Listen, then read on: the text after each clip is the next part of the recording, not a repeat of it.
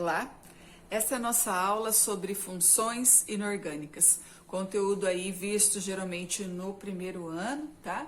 E que vai separar e classificar as moléculas em grupos específicos. Então eu consigo identificar uma molécula e ver a que grupo ela pertence, observando, olhando sua fórmula molecular, tá? Fórmula molecular é aquela que aparece quantos átomos e quais são os átomos que compõem a molécula. Por exemplo, molécula da água, fórmula molecular é H2O, certo? Então, eu quero que vocês se atentem aqui um pouquinho, porque eu coloquei as 5 funções que eu vou trabalhar. Quero dizer também que é muito importante que você faça anotações, que a partir da sua anotação você faça resumos e depois do seu resumo você faça exercícios. Afinal de contas, a química precisa de treino. Sem treino, sem uma grande variedade de exercícios, fica um pouquinho difícil para você memorizar e entender todas as possibilidades. Também quero dizer que esta aula aqui, ela é bem básica, tá?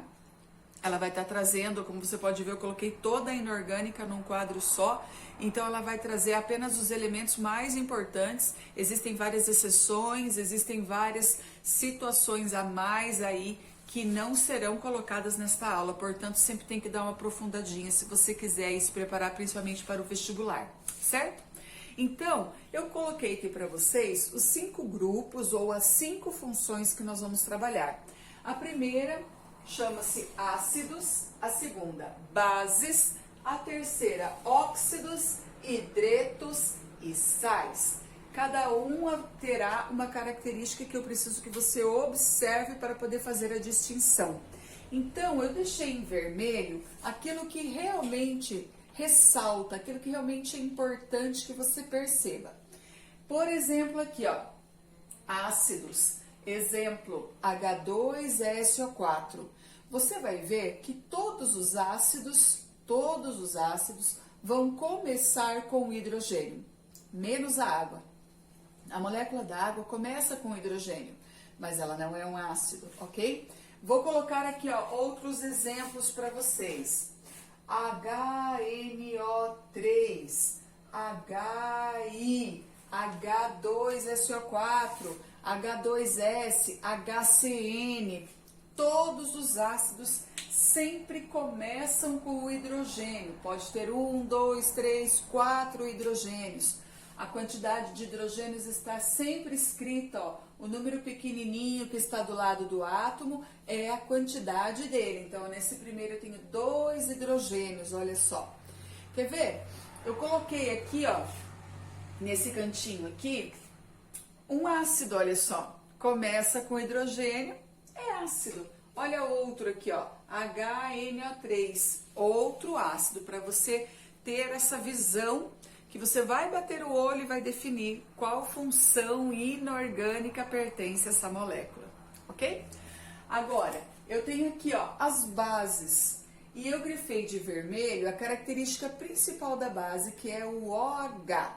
Esse OH, a gente chama ele de hidroxila, tá? Essa hidroxila vai estar presente aí nas nossas bases sempre.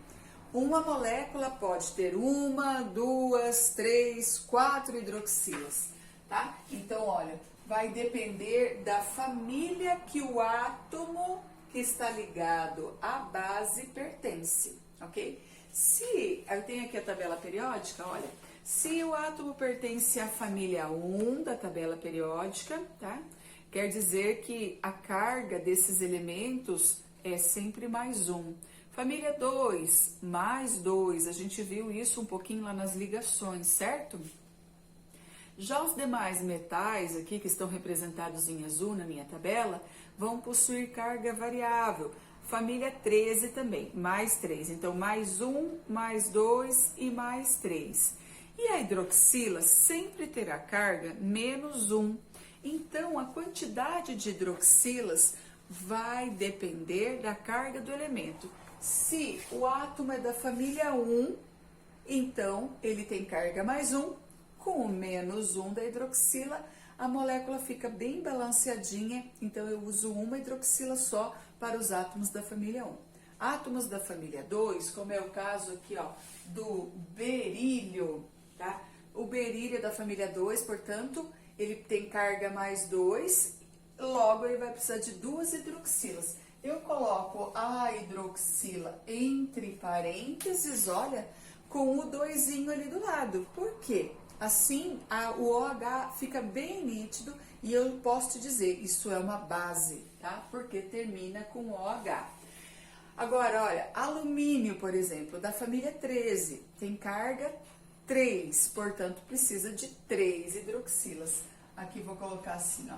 Então, AlOH3, olha só. Então, terminou com OH, eu tenho aqui base e a quantidade de hidroxilas vai depender da carga do elemento que está na frente dela, beleza? O terceiro grupo, terceira classificação de moléculas, são os óxidos. Presta bem atenção. Para ser um óxido, a molécula precisa obrigatoriamente ser binária. Binária quer dizer, só tem 2 elementos químicos. Olha aqui a base. A base é no mínimo ternária, porque ela vai ter um elemento, vai ter o O e vai ter o H. Então, no mínimo, ela é ternária. Os ácidos podem ser binários, podem ser ternários, olha só. HI, binário, possui 2 elementos. HNO3 tem 3. H2SO4 tem 3. Estou falando de tipos, não de quantidades. Então, tem o H, tem o S, tem o O. Então, é uma molécula ternária. Voltando para o óxido, todo óxido precisa ser binário. Não pode ter 3 e nem menos, nem mais elementos químicos. Então, a outra característica ainda do óxido é que o elemento de trás só vai ter 2. E o elemento de trás é sempre um oxigênio. Sempre. Ele pode ter 2, ele pode ter menos, pode ter mais, mas sempre o de trás será um oxigênio. Por exemplo, NO3, tá? BaO. Pode ter 1, pode ter 2, pode ter 3, mas sempre será binário com a parte de trás sendo o oxigênio. Os óxidos são bem parecidos com a definição também dos hidretos, olha só. O hidreto eu grifei para você o hidrogênio. Para ser hidreto é preciso ser binário também e sempre terminar com hidrogênio. Então, parecidinho com o óxido, porém agora terminando aí com hidrogênio. Nós temos uma quantidade de hidretos bem menor do que a de óxidos, tá? Mas também é bem importante. Então, LH, BH2, tá?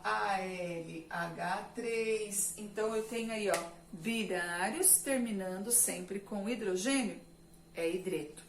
Cuidado com as bases para não confundi-las com os hidretos, tá, gente? Ó, porque toda base termina com H, mas vai ter o O na frente e mais um elemento. Como eu disse antes, a base no mínimo é ternária.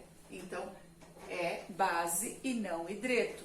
Da mesma forma, os óxidos cuidado para não confundir com os ácidos.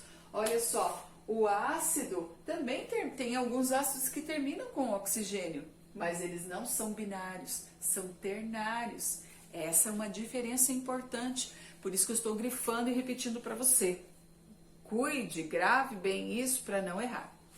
E por último, nossa quinta classificação, nós temos a função inorgânica chamada de sal. O sal, note, ó, não coloquei nada em vermelho. Isso quer dizer que se a molécula não é um ácido, não é uma base, não é um óxido, não é um hidreto, é porque ela se encaixa nos sais. Ela não vai estar dentro de nenhuma dessas classificações. Claro, nós temos outros ainda, tá? Como, por exemplo, as moléculas orgânicas, mas as moléculas orgânicas são um grupo bem específico, você ainda verá a química orgânica todinha, ela é bem extensa, muito, muito, muito importante. Então, a hora que você chegar na orgânica, você vai ver que a inorgânica, que são esses grupos aqui, são bem diferentes, ok? Então, comparando os sais com as demais, é essa definição que eu te dou. Não pode ser nenhum desses aqui. Se não for, é porque então será um sal. A gente vai ver bastante sobre eles e você já vai conseguir identificá-los um pouquinho melhor, ok? Agora a gente vai trabalhar um de cada vez, porque tem bastante detalhes aí para eu passar para vocês, certo? Bom, primeiramente eu quero dizer que os ácidos vão ser divididos em dois grupos bem importantes: os hidrácidos e os oxiácidos. Hidrácidos são os ácidos que não têm oxigênio, ó, sem o oxigênio, beleza? Vamos colocar aqui os hidrácidos mais importantes: HF, HCl, HBr, HI, HCN, por exemplo. Existem outros, mas a gente vai estar trabalhando com esse. Inclusive HCN eu vou trocar porque o espaço aqui tá pequenininho, só pra gente colocar um ácido que tem hidrácido, que tem 2 hidrogênios, ó, H2S, tá? É um exemplo de hidrácido aí com 2 hidrogênios para ficar um pouquinho diferente. Tá vendo? Inclusive, esses primeiros, os 4 primeiros aqui, HF, HCl, HBr, HI, todos sem oxigênio, por isso são chamados de hidrácidos. São os elementos químicos aqui da família 17 da nossa tabela, olha. HF, HCl, HBr, HI. Eu quero mostrar isso para vocês porque, com base aqui na posição deles da tabela periódica, família 17, isso vai te ajudar bastante futuramente para você entender outras coisinhas que eu já vou ensinar. Todos os outros ácidos que têm oxigênio, então, vão ser chamados de oxiácidos. Então, esses 2 primeiros aqui, ó, oxiácidos. E o HI, tá aqui ele, ó, hidrácido. Beleza? Agora a gente vai trabalhar a força desses ácidos. Os ácidos, quando eles são adicionados em água, eles vão sofrer um processo chamado de ionização. É uma separação que vai acontecer, tá? Os hidrogênios dos ácidos vão se desprender do restante e aquele hidrogênio vai se transformar num cátion positivo livre no meio da água, certo? Inclusive vai trazer características como vai conduzir eletricidade e vai deixar essa água ácida. Acidez é como a gente fala chupar um limão, um abacaxi mais verde principalmente, né? Eles são bem ácidos. Isso quer dizer o quê? Que eles têm bastante hidrogênio na forma de H+, livres ali dentro da água deles, dentro do líquido deles. Isso é ser ácido. Quanto mais hidrogênios o ácido conseguir liberar, mais forte ele é. Ácidos são bem corrosivos, tá? De tão fortes que eles podem chegar a ser. Existem ácidos mais fraquinhos. O que isso quer dizer então? Ácidos fraquinhos querem dizer que liberam pouco hidrogênio. É isso que nós estamos trabalhando aqui. Quais são os ácidos que, quando eles estiverem em água, vão sofrer ionização, ou seja, vão se separar e formar esses íons H+. Se ele for forte, libera bastante H+. Se ele for fraco, moderado, ele libera pouquinho. Então, dentro dos hidrácidos, nós temos 3 que são fortes. Você precisa decorar eles para ficar mais fácil. HCl, HBr e HI são fortes. Hidrácidos fortes. Nós temos um único moderado, médio, né? É o HF. HF é moderado. Ok? Todos os outros hidrácidos que existem são fracos. Então, nós estamos separando aqui em força. Fracos quer dizer liberam pouco hidrogênio, então são pouco corrosivos, tem pouco gosto de ácido, né?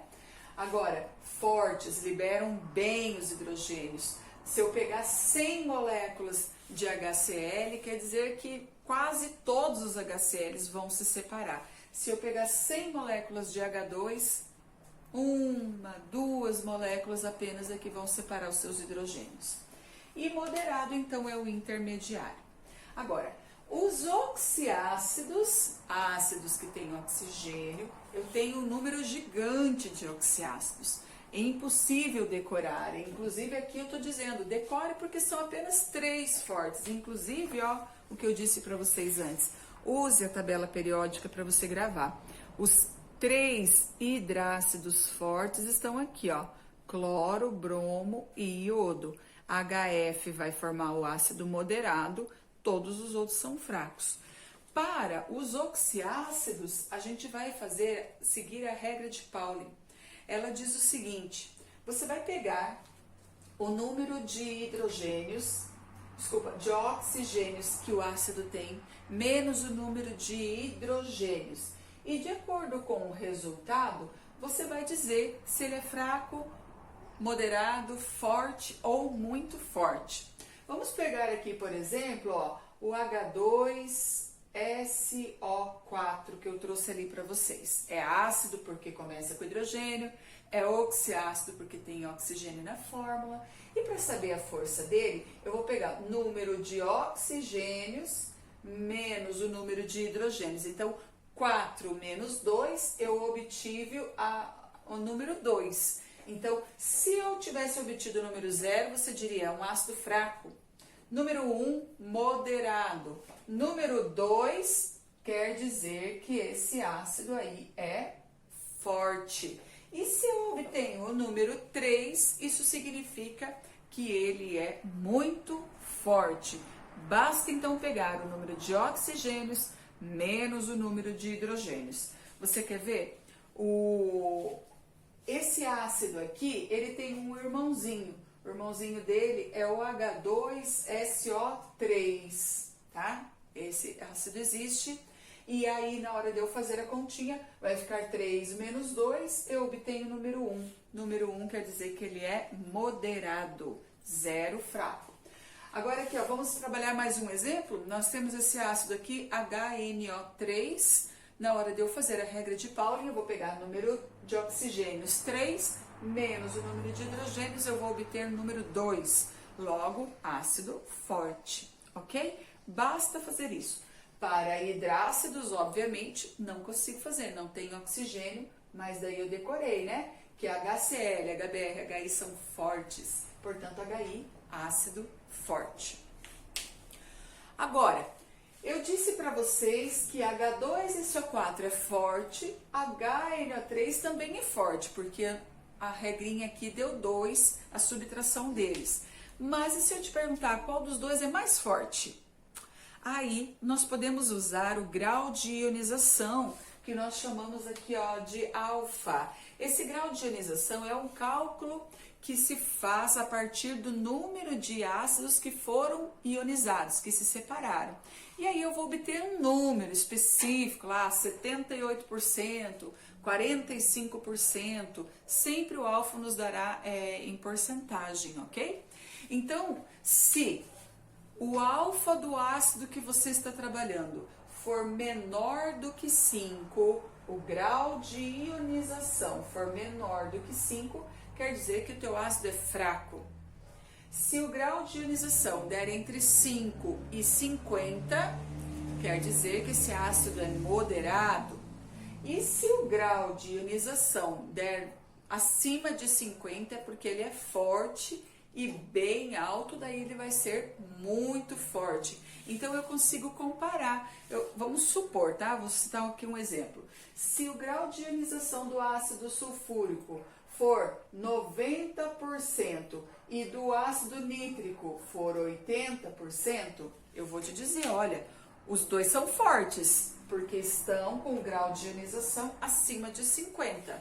Mas o ácido H2SO4 é mais forte do que o HNO3. Então, eu consigo comparar. Classifico como forte, só olhando aqui, oxigênios menos hidrogênio, já classifico como forte. Mas, para saber qual é mais, eu preciso do grau de ionização. E aí fica fácil, ok? Então, trabalhamos aí a questão da força. Agora, vamos para a nomenclatura. Para eu dar nome para estas moléculas dos ácidos, nós vamos fazer alguns cálculos aqui. Então, vamos continuar com alguns cálculos, certo? Nós precisamos saber a carga do átomo central. Para saber a carga de um átomo central, nós precisamos saber também a carga do hidrogênio e a carga do oxigênio. Vamos pegar, por exemplo, HClO4, tá? Um oxiácido. Quando eu aplico a regra da força nele, 4 menos 1, eu obtenho 3. É um ácido muito forte, tá? E aí, agora eu quero dizer o nome, quero saber o nome dele. Então, presta bem atenção. Para eu saber o nome, eu vou separar aqui, ó. Vou fazer tipo um joguinho da velha, que eu acho que é a técnica mais fácil.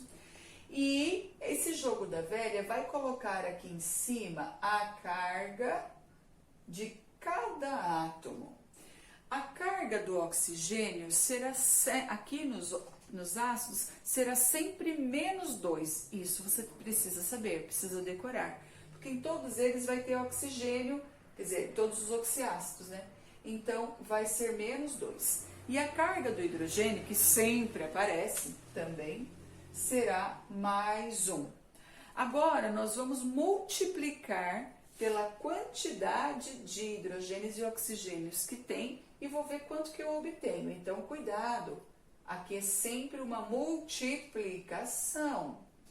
Sempre uma multiplicação.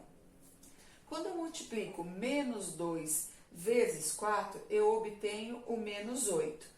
Quando eu multiplico mais 1 pelo 1, porque só tem um hidrogênio aqui, eu vou obter mais 1. Isso aqui é a carga que o hidrogênio e que o oxigênio estão gerando. Porém, a minha molécula, ela é neutra, ela não tem carga nenhuma, olha só. Eu estou trabalhando com coisas sem carga, nem positiva, nem negativa. Portanto, a somatória de todas as minhas cargas tem que dar 0. Existem cargas positivas e negativas, mas a somatória delas precisa dar 0. Então, agora entra o seu pensamento, até que você pôs o que você decorou. Oxigênio sempre menos 2, hidrogênio sempre mais 1. Multipliquei e eu obtive um buraco aqui no meio. Esse buraco tem que somar com o mais 1 e tem que dar 0. Dica: será sempre uma carga positiva, olha só. Tem que dar uma destas possibilidades, mais 1, mais 2, até o mais 7. Que é o caso aqui, tá vendo? Sempre vai dar positivo, ou seja, eu vou somar com a carga total do hidrogênio. Aqui eu obtenho, então, o mais 8. Por que tem que ser mais 8? Para fechar com menos 8, que é a carga negativa, e eu obter o 0 que eu falei anteriormente. Então, o que eu quero aqui é buscar a carga do átomo central. Buscar, quem que é o átomo central? É o cloro, é o enxofre, é o nitrogênio, porque os átomos da ponta vão ser sempre o hidrogênio e o oxigênio, certo? E aí eu faço esse cálculo do jogo da velha, obtenho um número e com base neste número eu vou definir o nome. Agora presta bem atenção. Então, com base no mais 7 que eu obtive aqui, eu sei que esse ácido, o nome dele, começa com a expressão ácido toda vez. O início do nome vai ter a expressão per. Eu utilizo parte do nome do elemento central, afinal de contas eu preciso expressar de qual átomo é esse ácido. Então, percló e termino com a expressão ico. Sempre que a carga do átomo central der mais 7, o meu ácido vai ter que ter o início com per e o final com ico. Então, perclórico. Perclórico é o nome do ácido. Então, nós temos aqui uma tabelinha que vai servir de regra para que você obtenha o nome do seu ácido, independentemente de quem ele seja, você consegue dar nome para ele. Vou fazer aqui um exemplo de cada. Essa aula vai ficar um pouquinho extensa, mas eu prefiro fazer várias vezes para que você consiga entender bem e peço, treine, pegue fórmulas de ácidos e tente dar nome para eles. Vamos continuar trabalhando com esses ácidos. Vamos pegar aqui o H2SO4 que a gente trabalhou ali em cima. Então vamos lá, a gente faz o jogo da velha, separa todos os átomos, e em cima eu vou colocar a carga deles e embaixo eu vou colocar a somatória. Então veja bem, o oxigênio sempre vai ter carga menos 2.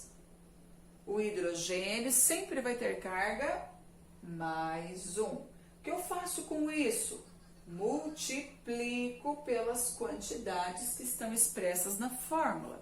Então, menos 2 vezes 4, menos 8 novamente. Mais 1 vezes 2, mais 2. Como eu sei que a somatória tem que dar 0, o que eu preciso pensar agora, matematicamente falando, é que número eu vou pôr nesse buraco para somar com o mais 2, de modo que eu vou obter o mais 8 para subtrair do menos 8 e dar 0. É o mais 6. Se eu colocar mais 6 aqui, vai virar mais 8? Vai. Então, esta é a carga do meu átomo central. Eu obtive o mais 6. Se eu obtive isso, então o nome desse ácido H2SO4 será ácido. Cuidado, eu coloquei isso aqui de propósito. Quando eu trabalho com Cl, eu falo do cloro. Quando eu trabalho com o I é o iodo, o F é o flúor, o N é o nitrogênio, tá? Então, são vários ácidos. Mas o S, ele vai trazer a base antiga dele lá. Então, a gente não chama ele de enxofre, que é o caso aqui. O nome do átomo é enxofre, mas a gente usa as expressões sulfur. Para enxofre, nós utilizaremos o sulfur. Então, ácido sulfur, sulfur, e terminação em ico, sulfúrico, ácido sulfúrico, ok? Por quê? Porque a carga do meu átomo central deu mais 6 e de acordo com isso, então, vai gerando aí essa nomenclatura. Basta eu seguir essa tabelinha. É uma tabelinha bem importante que você precisa anotar, reanotar e de preferência decorar, porque assim você consegue dar nome para todos os ácidos. Vamos mais uma vez, porque isso aqui é bem importante. Vamos pegar o irmãozinho aqui do ácido sulfúrico, só para você ver a diferença. Olha, H2SO3, esse é o irmão do ácido sulfúrico, H2SO3, é o H2SO4. Então, separo o jogo da velha, oxigênio sempre, menos 2, sempre, hidrogênio sempre, mais 1. O que eu faço com isso? Multiplico pelas quantidades e vou obter aqui menos 6. E ali, 1 vezes 2, mais 2. Agora, eu fiquei com o meu buraco que eu preciso cobrir, de modo que eu obtenha o mais 6. Para quê? Para subtrair de menos 6 e dar 0. Então, que número eu ponho aqui no buraquinho para fechar e dar mais 6? Somar com mais 2 e dar mais 6. É o mais 4. Mais 4 com mais 2, mais 6. Beleza, descobri a carga do meu átomo central. E aí vou para minha tabelinha. Se deu mais 4, a terminação do meu nome tem que ser oso. Então vamos lá. Ácido, como é o enxofre eu uso o sulfur. Então, sulfuroso. Se fosse o cloro, seria cloroso. Se fosse o nitrogênio, nitroso. E assim por diante. E se a carga der mais 1 ou mais 2, que nem no caso do cloro lá, nem todos ácidos com todos, por exemplo, do enxofre só existe esse 2, o sulfuroso e o sulfúrico. Eu não consigo formar com hiper, tá? Mas com cloro eu consigo. Ele ficaria hipercloroso, ou cloroso, ou clórico, ou perclórico, ou um ou outro, até que eu obtenha aí todos esses ácidos, ok? A gente não falou ainda dos hidrácidos. Os hidrácidos não têm o oxigênio, então não tem como eu fazer uma associação como a gente fez. Eu não utilizo essa tabela para os hidrácidos, porque eles não têm oxigênio. O que vai acontecer com eles é que todos, sem exceção, vão terminar os seus nomes com a expressão hídrico. Então, ácido fluorídrico, ácido clorídrico, ácido bromídrico, ácido iodídrico, ácido sulfídrico e assim por diante, ok? Vamos dar agora continuidade para as bases. Vamos falar e classificar um pouquinho as bases e ver aí o que a gente vai fazer. Tantas coisas que nós precisamos aprender aqui também, ok? Em primeiro lugar, vamos trabalhar a questão da força. A força das bases, como eu disse antes nos ácidos, indica o quê? Quando eu coloco a base dentro da água, agora ela não sofre ionização, ela sofre dissociação. Mas isso quer dizer o quê? Separação também. Então, as bases vão se separar, o OH vai para um lado, o Na vai para o outro. Então, quando eu falo de uma base forte, quer dizer que ela separa muito bem o OH. E eu fico com esse OH livre dentro da água, que possui também suas características. Vai ser um íon ali dentro, agora negativo. Esse íon, então, vai conduzir bem a eletricidade, vai deixar a água com sabor adstringente, que é uma das características das bases. As bases também são corrosivas, tá? Muitas tóxicas. Quanto mais forte, maior essas características. Então, quando eu falo que as bases são fortes, quais são as fortes? São as bases da família 1 e da família 2. Então, toda vez que lítio, sódio, potássio, berílio, magnésio se unirem à hidroxila, que é o OH, eu terei bases fortes, com uma exceçãozinha, magnésio. Magnésio não é nossa exceção. Se a base não é forte, ela será fraca. Não existe bases moderadas aqui. Quer dizer, o magnésio até é moderado, tá? Então, existem as fortes e as fracas. Família 1 e família 2. Por falar em exceção, eu quero falar de uma exceção. Existem algumas, tá? Mas tem uma exceção aqui dos ácidos que eu quero voltar. Só cuida um pouquinho aqui com esse ácido aqui, ó. H2CO3 é o ácido carbônico. Se eu for fazer a regra aqui, a carga do carbono aqui no meio seria mais 4. E o mais 4 seria carbonoso. Não existe ácido carbonoso, só existe ácido carbônico, tá? Ele é uma exceção do nome e ele também vai ser uma exceção da força. Se eu fizer a regra de Pauli aqui para ele, vai dar 3 menos 2 vai dar 1. Daria como ácido moderado, mas ele também não é. Ele é um ácido fraco, porque é um ácido muito instável que vai se transformar em CO2, que é o gás carbônico, e água, tá? Então, só cuida aqui, ele é uma exceção, o nome dele é ácido carbônico e ele foge também à regra da força, ele não é um ácido moderado, ele é um ácido fraco, tá? Só fica aí anotadinho para você. Voltando então às bases fortes, família 1 e família 2, todas as outras bases que eu conseguir montar serão fracas, ok? Lembrando que aqui também vai existir o alfa, que é o nosso grau de ionização, e as bases fracas são as bases que têm o alfa menor do que 5%. Passou de 5%, vai aumentando e eu vou chegando nas bases mais fortes. Um outro detalhe também é que nem toda base é solúvel em água. Os ácidos não, eu coloco eles em água, eles vão se misturar super bem, eles vão se dissolver super bem. Agora as bases, eu tenho bases, elas são sólidas, elas vão ser dissolvidas dentro da água.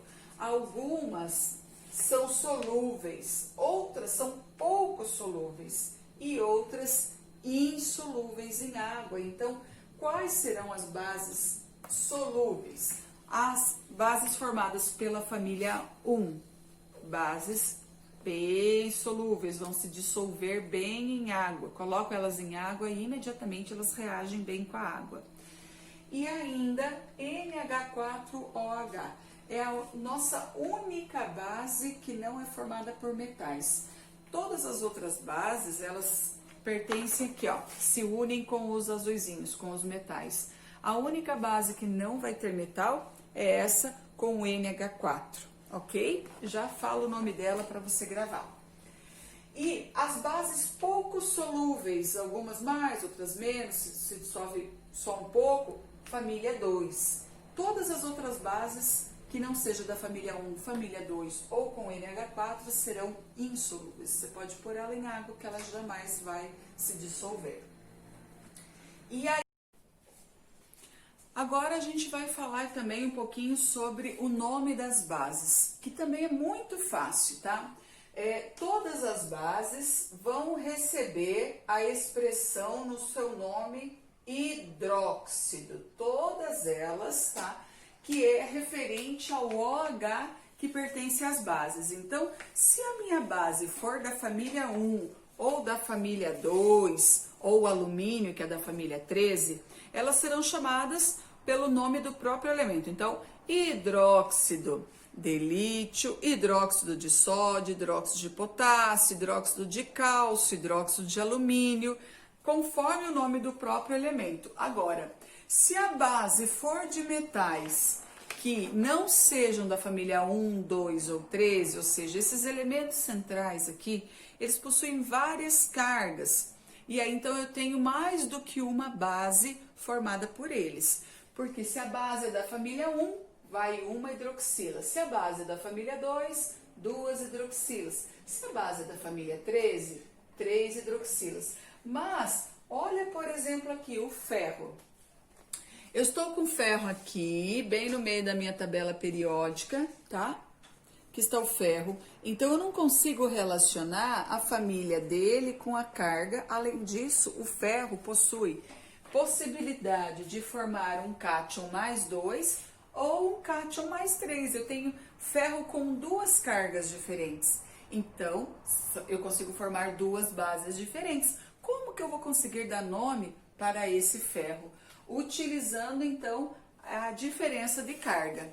Ou eu chamo eles pela própria carga, por exemplo, hidróxido sempre, de ferro 2, e esse hidróxido de ferro 3, ou ainda eu posso chamar utilizando a terminação oso e ico, assim como eu usei para os ácidos, olha só, quando o elemento tiver cargas pequenininhas, eu termino em oso.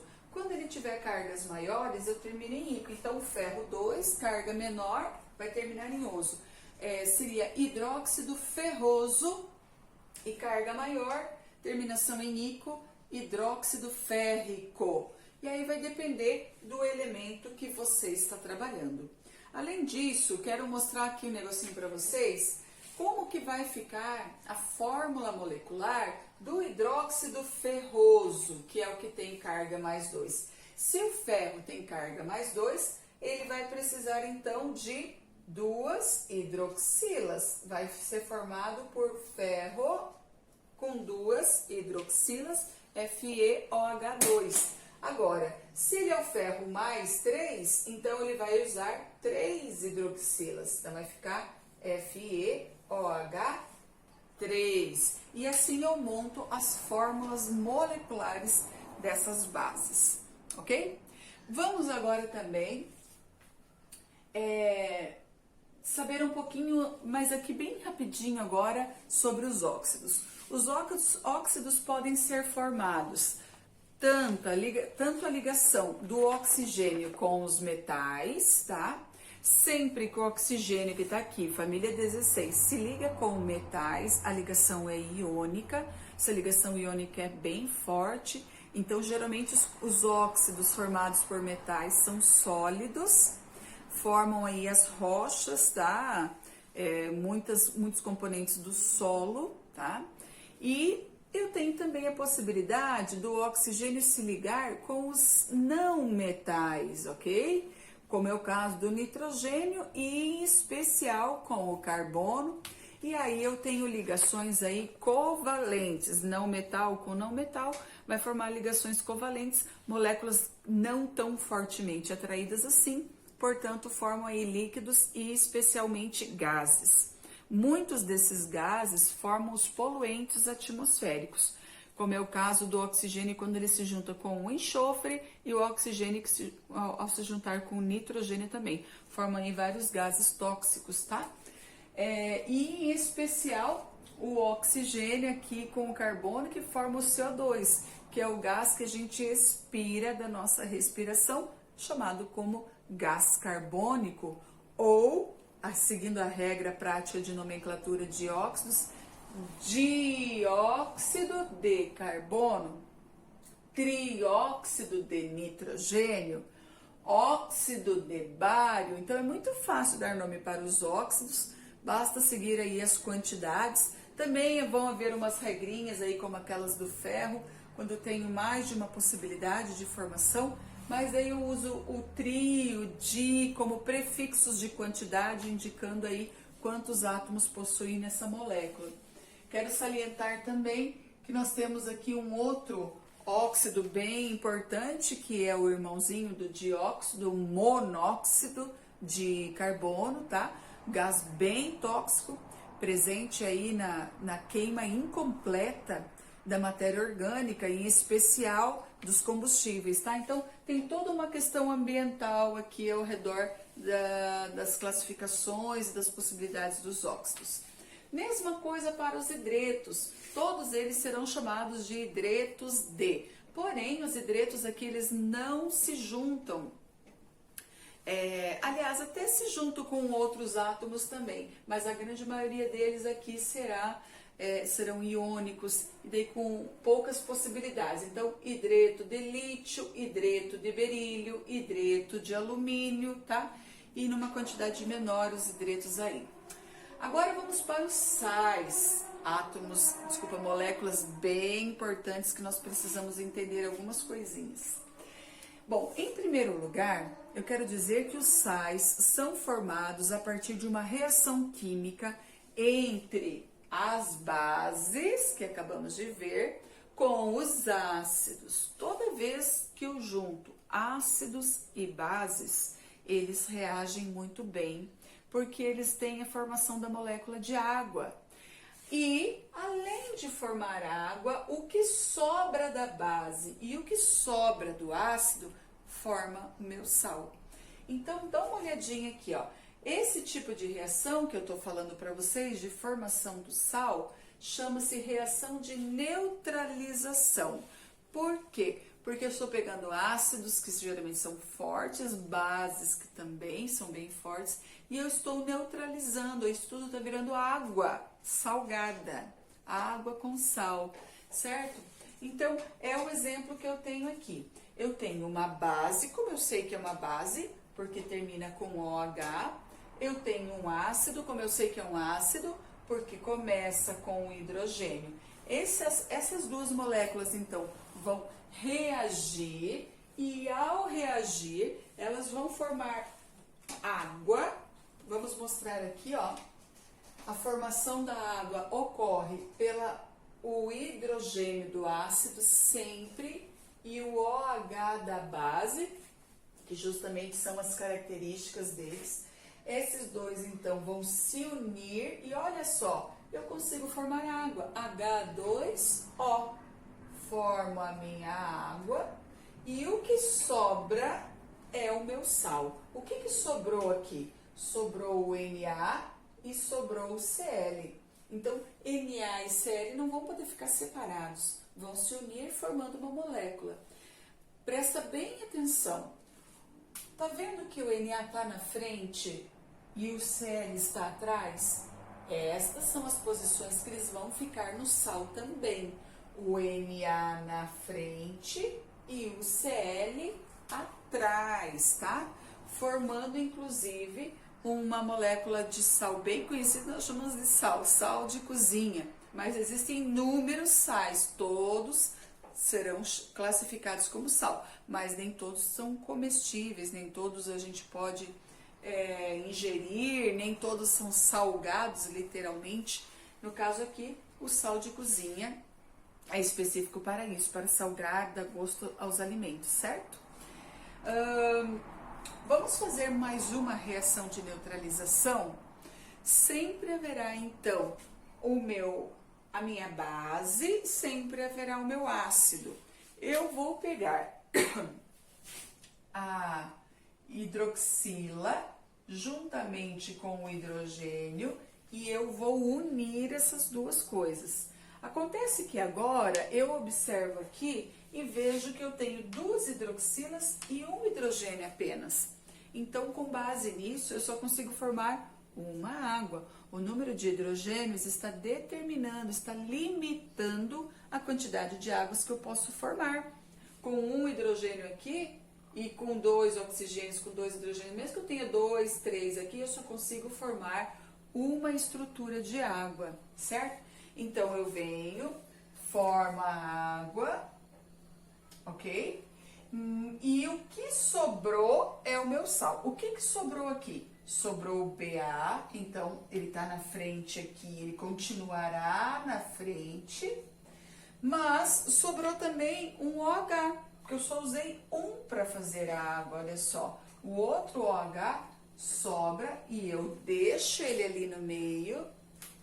E a parte de trás que sobrou é o NO3. Olha lá as possibilidades tão diferentes de formação de sais. Esse sal aqui, ó, binário, só tem 2 elementos, pequenininho. Agora olha esse daqui, ó. Eu formei BaOH, NO3. É por isso que eu disse anteriormente que não existe regra para o sal. Aqui tinha que começar com hidrogênio, aqui terminar com OH, aqui ser binário e tal. O sal não tem regra, tá? Agora eu quero aproveitar essa situação para trabalhar aqui essa classificaçãozinha aqui. Os sais, então, eles podem ser, as duas classificações, ó, podem ser oxigenados, como é o caso aqui, ó, terminando com OH, desculpa, com oxigênio. Esse OH não tem nada a ver com oxigenado. Ele vai ser oxigenado se ele tiver o OH lá no finalzinho, tá? Então, oxigenado. E eles podem ser não oxigenados. É o caso aqui do NaCl, certo? Os sais ainda podem ser normais. O que é um sal normal? É um sal que não tem OH e nem H, porque às vezes sobra H aqui no meio. Eu posso fazer esse exemplo. Sobra H aqui no meio. A quantidade de OHs é menor do que a quantidade de H. Então, vai sobrar H aqui no meio. Toda vez que sobrar H no meio, eu vou ter um hidrogenossal. Sobrou o hidrogênio, então ele vai ser classificado como hidrogenossal.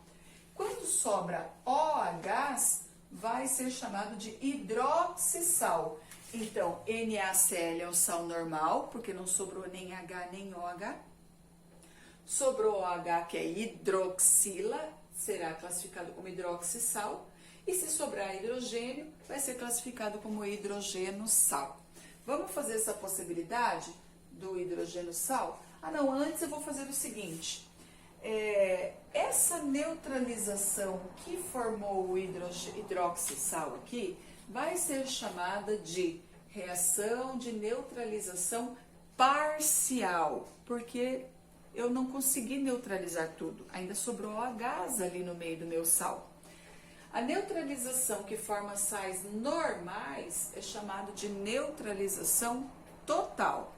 Quando forma hidrogênio sal, quando forma hidroxissal, a minha neutralização é parcial, ok? Mas, diante dessa minha reação que eu estou propondo aqui para vocês, eu consigo fazer uma neutralização total também. Basta, sabe o que? A gente balancear a reação. Eu tenho, no caso aqui, 2 hidroxilas, certo? Então, eu preciso de 2 hidrogênios. O que eu faço? Balanceio, colocando 2 aqui na frente do ácido. E agora sim, eu consigo formar 2 águas. Olha só, eu tenho 2 hidrogênios, eu tenho 2 hidroxilas e eu vou formar 2 moléculas de água. Agora, o que sobrou? Sobrou o Ba, ótimo, sempre na frente, a parte que vem da base, que é o meu metal, vai sempre na frente. E a parte que está atrás, vai atrás. Porém, cuidado, agora balanceei. Eu vou precisar de 2 NO3, então eu vou colocar ele, NO3, entre parênteses, e aí eu duplico ele. Tá vendo que agora o meu sal é normal? Meu sal agora não é um hidrogênio sal, não vai ser um hidroxissal, porque não sobrou nem OH, nem H. Eu neutralizei totalmente. Eu formei um sal normal, porque eu fiz o balanceamento. Vou fazer mais um exemplo desse tipo de possibilidades aqui para você. Vamos pegar, por exemplo, agora, sobrando H. Vamos pegar aqui, ó, o NaOH mais o H2SO4. Certo? Então, eu vou formar a minha água a partir do hidrogênio com a hidroxila. Mas eu observo que tem 2 hidrogênios e uma hidroxila só. Então, eu só consigo formar uma água. Eu estou fazendo uma neutralização parcial, porque eu não vou conseguir neutralizar tudo. Eu vou colocar aqui em cima, aqui, ó. Então, eu formei uma água. E o que sobrou? Sobrou o Na, sobrou um hidrogênio e sobrou o SO4. Então, eu coloco tudo nesta ordem. O Na, o hidrogênio e o SO4. E agora, como a minha neutralização foi parcial, eu formei um desses 2 aqui. Nesse caso, um hidrogenosal, porque sobrou só o hidrogêniozinho ali no meio. Antes havia formado o hidroxi, né? Agora formou o hidrogênio sal, porque a minha neutralização foi parcial. Mas, tem como eu fazer uma neutralização total? Claro que tem. Eu vou ter que duplicar. Cuidado, tá, gente? Aqui eu usei exemplo de duplicar, mas você tem que triplicar, tá? A quantidade aqui vai depender realmente da molécula que você está trabalhando. Então, no caso aqui, ó, eu tenho 2 hidrogênios, então eu preciso de 2 OHs. Eu venho aqui e duplico a quantidade de NaOH, certo? Agora sim, agora o que vai acontecer? Eu fiquei com 2 OHs, 2 hidrogênios, eu consigo formar 2 moléculas de água, mais o meu sal. Cuidado, tem 2 NAs. Então, eu estou montando uma molécula, então eu não posso colocar o 2 grandão na frente, eu tenho que colocar o 2 pequenininho, porque eu só tenho 2 NAs. SO4 eu só tenho 1, não posso colocar 2 grandão, tem que colocar 2 só para o Na. Então, Na2, SO4. Agora sim, fiz uma neutralização total e o meu sal é do tipo normal, porque não sobra nem hidrogênio, nem hidroxila. O meu sal é normal, sempre vindo de uma neutralização total. Formei sal oxigenado, tá? E aí estão as classificações e as possibilidades. Agora, vamos terminar falando um pouquinho aí sobre nome de sal. O nome dos sais vai ser bem parecido também com a tabelinha do nome dos ácidos. Se você entendeu bem isso daqui, o processo aqui da nomenclatura dos sais vai ser o mesmo. Eu preciso definir qual é a carga do meu elemento central. Quanto menor a carga, eu vou utilizar hipo, hiper, igualzinho, ó. Só que aqui é hiper de muito e aqui é hipo de pouco. Não teve muita relação aqui, mas muda um pouquinho. Mas aqui embaixo continua per, ó. E as terminações, no lugar do oso eu uso ito, no lugar do ico eu uso ato, tá? Então, eu preciso calcular. A diferença aqui vai ser a seguinte. Antes, para os ácidos, eu sabia que o hidrogênio sempre estaria aqui e que a carga do hidrogênio era sempre mais um. Aqui, eu vou ter sempre os oxigênios também, porque isso daqui é para sais oxigenados, tá, gente? Ó, para sais oxigenados. A gente já fala dos não oxigenados. Para os sais oxigenados, eu sei a carga do oxigênio é menos 2. Mas eu não tenho hidrogênio, eu vou ter o Na, eu vou ter o Ba, eu vou ter o Li, eu vou ter metais aqui na frente. E aí, qual é a carga do meu metal? Então, aqui entra um pouquinho de dificuldade. Se o metal for de alguma família em específico, família 1, 2, 3, 13, desculpa, tá ótimo, que nem é o caso aqui. Na2SO4, vamos usar o exemplo do último sal que eu fiz ali, ó. Na2SO4. Eu vou fazer o jogo da velha, como eu ensinei anteriormente, tá? Faço o jogo da velha. Oxigênio é menos 2, vou multiplicar pela quantidade que é 4, obtenho 8. Agora eu tenho que procurar na tabela periódica o sódio. Eu vejo que ele é da família 1. Se ele é da família 1, ele tem carga mais 1. Se ele é da família 2, carga mais 2. E da família 13, carga mais 3. Agora, se ele for um átomo dos metais aqui centrais, você tem que decorar algumas possibilidades. Algumas tabelas trazem aqui, ó, as possibilidades de cátions e de ânions, ó. Aqui na minha ela traz, ó. Por exemplo, que nem eu usei ali o ferro pode ser mais 2, ele pode ser mais 3. E aí você tem que dar uma olhadinha para ver aqui qual tipo de átomo que você está usando. Nesse caso, como o sódio é da família 1, a carga do sódio é mais 1. Vou multiplicar por 2 e obtenho mais 2. Igualzinho eu fiz antes. Que número que vai dar no átomo central para que eu veja que a soma toda aqui dê mais 8 com menos 8, 0. Então, será o mais 6. Se é mais 6 a carga do meu átomo central, então, presta bem atenção. A parte de trás, como tem enxofre, é sulfo. E aqui vai ficar, então, sulfato. Isso daqui tudo é sulfato de sódio. Sulfato de sódio. Então, você pode utilizar o jogo da velha, só que fica um pouquinho mais difícil por causa da determinação da carga do átomo da frente. Mas pelas tabelas você consegue. E aí é só determinar do átomo central. Eu tenho ali, ó, nitratos, percloratos, cloritos, sulfitos, tá? Tem várias possibilidades. E ainda, para os sais não oxigenados, lembra que aqui os não oxigenados todos terminavam em hídrico? Aqui, os sais não oxigenados vão terminar em eto. Então, antes ali eu mostrei NaCl, né? Ele é não oxigenado. Então, o nome dele vai ter que terminar em eto. Então, vai virar cloreto de sódio. A nomenclatura do sal é sempre de trás para frente, tá? Então, cloreto de sódio, sulfato de sódio, sulfato de bário, sulfato de lítio e assim por diante. É um pouquinho mais complexa a nomenclatura dos sais. Eu até assim não me preocupo se você não atingir uma amplitude muito grande, mas a nomenclatura de ácidos é fácil, basta aplicar bem certinho isso daqui. Nomenclatura de bases, de óxidos, de hidretos, também você consegue.